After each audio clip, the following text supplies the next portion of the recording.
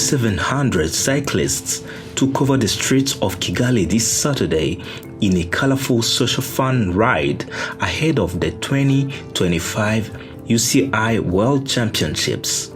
In this video, you'll see how families, fans, and amateur riders from more than 40 countries joined professional cyclists on the same roads that will host the upcoming world-class race, and yes, even a playful baby race that stole the show.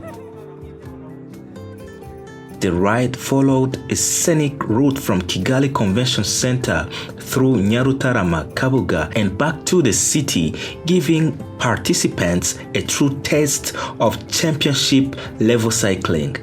It wasn't about speed or competition.